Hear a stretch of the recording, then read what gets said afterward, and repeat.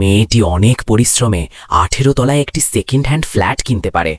পরের দিনই সে আনন্দে বাড়িটি বুঝে নিতে আসে, কিন্তু সেখানে এসে তার চোখ কপালে ওঠে, কারণ পুরো 18 তলাটি রহস্যজনকভাবে গায়েব হয়ে যায়। এর চেয়েও অদ্ভুত ব্যাপার হলো, না তো ব্রোকার আর না তো আসল মালিক তাকে চিনতে পারে। সোসাইটির ম্যানেজমেন্টও পরিষ্কার বলে দেয় যে এই বিল্ডিংয়ে শুধু 17টি তলা আছে, 18 তলা কখনোই ছিল না। ভয় এবং রাগে মেয়েটি প্রশাসনের কাছে অভিযোগ করে দেয়, কিন্তু কর্মকর্তারা তার কথা শুনে তাকে মানসিকভাবে অসুস্থ মনে করে এবং সরাসরি মানসিক হাসপাতালে পাঠিয়ে দেয়। মেয়েটি এটা কিভাবে মেনে নেবে যে সে এত পরিশ্রমে যে বাড়িটি কিনেছিল তা এভাবেই গায়েব হয়ে গেছে? রাস্তায় সে জীবনের ঝুঁকি নিয়ে গাড়ি থেকে লাফ দেয় এবং দুর্ঘটনার শিকার হয়।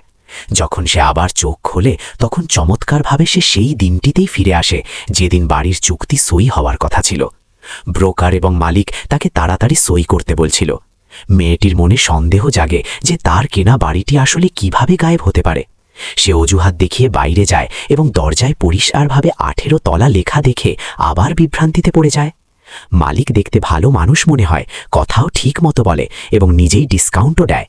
ব্রোকার এলাকার বিখ্যাত সেলসম্যান, যে প্রতি মাসে ডজন ডজন বাড়ি বিক্রি করে। এমত অবস্থায় প্রশ্ন ওঠে যে যদি এরা দুজন ভুল না হয় তাহলে আগে যা কিছু হয়েছিল তা কি শুধু একটি স্বপ্ন ছিল? মেয়েটি অনেকক্ষণ ধরে কোনো সিদ্ধান্ত নিতে পারে না। ব্রোকার মনে করিয়ে দেয় যে চুক্তি বাতিল করলে 3 লাখের জরিমানা লাগবে। বাড়ির লোকেশন এবং দাম তার খুব পছন্দ হয়েছিল, তাই সে শুধু একটি স্বপ্নের কারণে এত লোকসান করতে চায় না।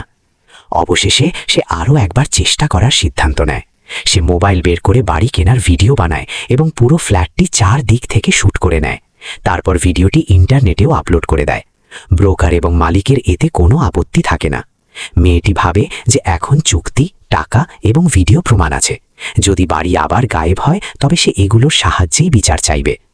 চুক্তি সই হওয়ার পর সে তার ভাড়ার বাড়িতে ফিরে এসে জিনিসপত্র গোছায়। ছোটবেলায় মা বাবাকে হারানোর পর সে অনেক সংগ্রাম দেখেছিল এবং চাকরি পাওয়ার পরও সে সবসময় সাশ্রয় করে চলত।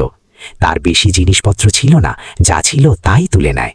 নতুন বাড়ির দিকে যেতে যেতে সে নিজেকে বলে, এবার তো ঠিকমতো টিকে থাকিস, আবার গায়েব হয়ে যাস না।